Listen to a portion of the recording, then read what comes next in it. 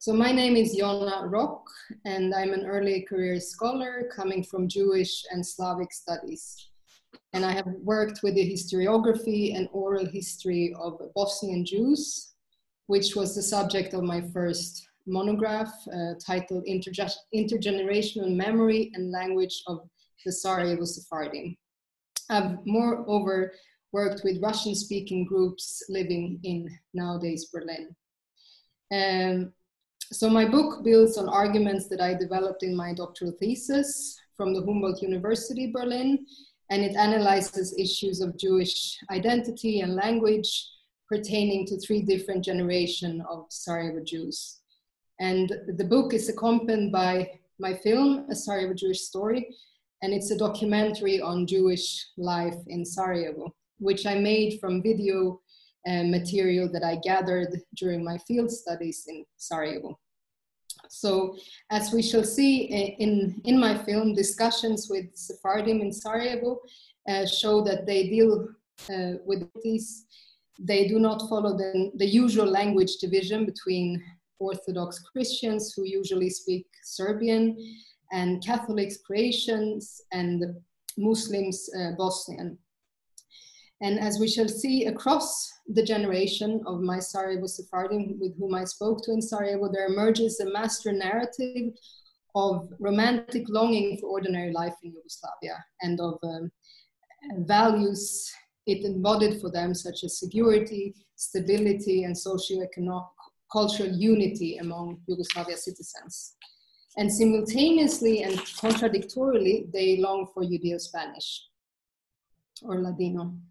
It is perhaps surprising that the topic of conversation Yugoslavia primarily reflects or recalls reflection upon the language loss of Judeo-Spanish.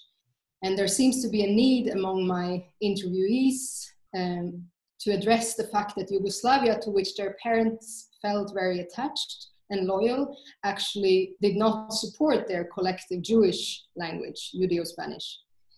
So when speaking about the disintegration of Serbo-Croatian, the interviewees are also elaborating upon the special status of Sarajevan Jews who did not only lose Serbo-Croatian in the 90s, but had already lost Judeo-Spanish in the aftermath of the Holocaust. Because of the Holocaust and also the latest war in the 1990s, the Sarajevo Jewish community today is extremely small. There are 880 members and their average age is around 60. There are not more than 4 active Judeo-Spanish speakers, and they all belong to an older generation. And my film narrates a kind of last chapter in the history of this deeply rooted and important Sephardic center. And interestingly, none of my interviewees, however, emphasized that the maintenance of Judeo-Spanish is a crucial condition for the continuation of the Sephardic culture in Sarajevo. On this understanding, they all think that one can be Sephardic without any knowledge of the Sephardic language. There are 2 more things that I would like to mention as regards to my film. And firstly, there is a tourist-defying dimension to today's Sarajevan Jewish life. Some of the activities that are in the synagogue, for example, seem to have been made or organized for the people who are coming to visit the community. And while this is probably a survival strategy for the community more than anything else, it also has a tendency to make activities resemble a show, in which different aspects such as the religious worship can appear strained. And I also want to mention a key challenge with my film, and that is that the younger generation of women did not want to participate in my documentary, only in my research. And this raises the question, of course, why did not younger women want to participate in the documentary? And I suggest that we have this question in the back of our head while watching my film. And now I turn to Nitza Gonen, who graduated in cinema and literature from Paris and Tel Aviv. And she has directed and produced a variety of drama, films, and documentaries. And in her film, The Forgotten Ones, which we are about to see, she brings into light histories of the Holocaust of Yugoslav Jewry, alongside the topic of rescue of Jews by non-Jews in former Yugoslav territories. So thank you very much, Nitza, for speaking with me. And could you first tell me a little bit about yourself, about your background, where you're from, and how you became a filmmaker? Yes. First, I'm very happy to be here, to be with you. I am from Israel. My family came to Israel 200 years ago, which is not, which is very exceptional, you know. And none of my family passed the Holocaust because everybody was here. But first, I'll tell you in a line why I became a director. So at the age of 7 years old, I used to write plays and to direct them with my class. And then at the age of 11 years old, I was the editor of the school newspaper. And I always loved to document events and people with the camera. So it was very natural that after my military service, I went to Paris and I studied there journalism and cinema. And I became a director at the age of 23, 22, something like this. Mm. And one of my missions, as I see it, as a director, is to direct films about the Holocaust. And that's why I'll explain it. One of my uncles, he fell in one of Israeli wars. I didn't know this uncle, but his death hit the whole family. And until now, everybody is mourning about him. And my family was broken because this death.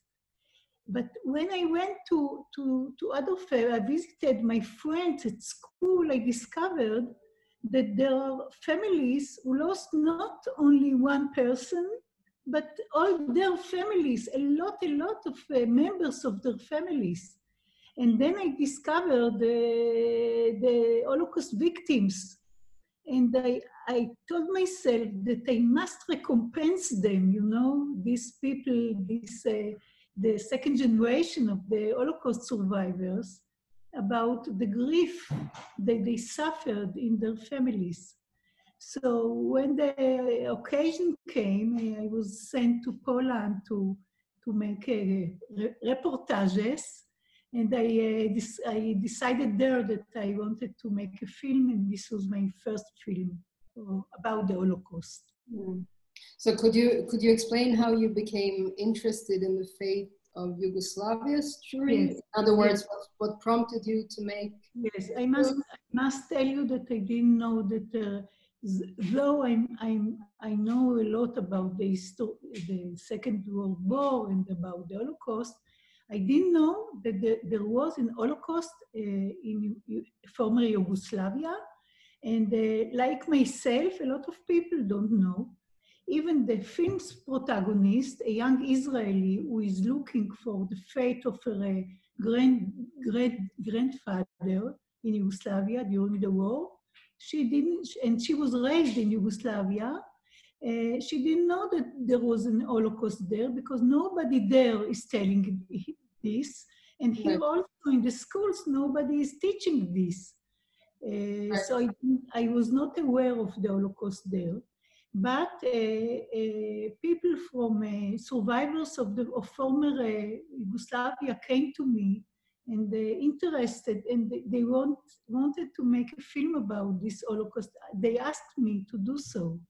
So when I discovered it, of course, I mobilized myself and my full heart.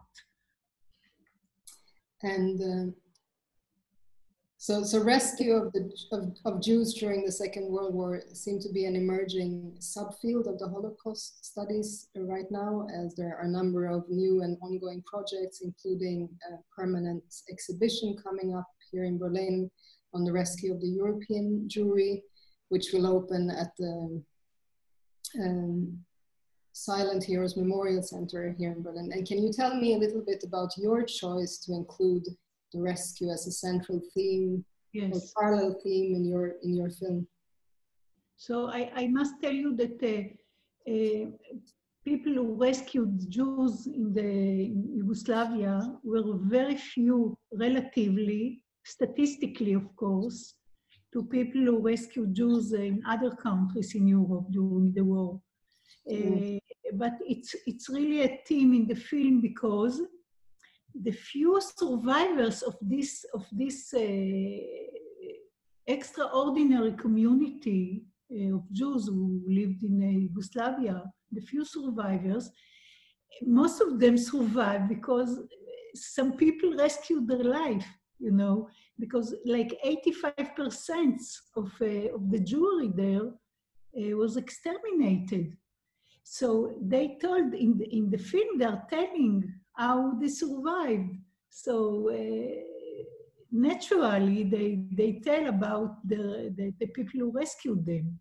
So that's how it became a theme in the film, though I emphasize again, there were very few people who saved Jews. And I must tell you here that before the war, there was no anti-Semitism against Jews.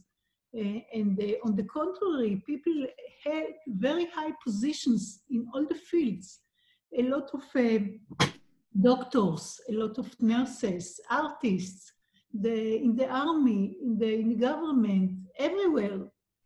And as the Germans invaded Yugoslavia, the anti-Semitism arose its head.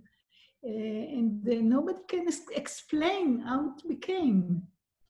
In Croatia, it's the only place that you can explain it because there was a very, very fascist movement that the Yugoslavia king he sent them to exile. He exiled them because they were so fascist, and their name was the Ustasha. And once Hitler came to Yugoslavia, so the Germans told them to come back, and they gave them the power to dominate Croatia, the territory of Croatia. So they founded a lot of extermination camps. But so here we can understand it, but for the other places in Yugoslavia, it's really, you can't understand it because they lived very, very in harmony with Jews. Yeah, so I'm coming back to that kind of in Tito's Yugoslavia, there was a tendency to describe the Holocaust as a general victim story. I would say that Jews and other victims as Romani or Serbs, they were not singled out as a specific group. So the Holocaust in both Eastern and Southeastern Europe was not denied, but it was considered a marginal story in the context of the Second World War. So in the case of Soviet Union and Yugoslavia, this was probably also related to the fact that more non-Jews than Jews fell victims to the war. And when thinking about your film, The Forgotten Ones, about Yugoslav Jewry during and after the Holocaust, do you think the general victim story has made Yugoslav Holocaust overlooked, as for example, in memory landscapes in today's former Yugoslav territories? In other words, do you think this is why there are almost no existing monuments as regards to the Jewish group at those sites in former Yugoslavia where the Holocaust did take place? Yes, generally speaking, Yugoslav government or, you know, people who were in the head of Yugoslavia, they denied this Holocaust. They said that it was a part of the war. And there are some monuments spreading in Yugoslavia, but on none I could read an inscription mentioning what happened there. It's anonymous monuments. Even in Jasenovac, which is the in Croatia, which was the most cruel and big concentration camp. There is a big, they destroyed all the camp, all the buildings that were there, but they formed a very, very big monument. But there is no inscription, there is no any mark for what happened there. It's unbelievable. Mm. Yeah, it is. Thank you very much, Nitza. Thank you. Thank you.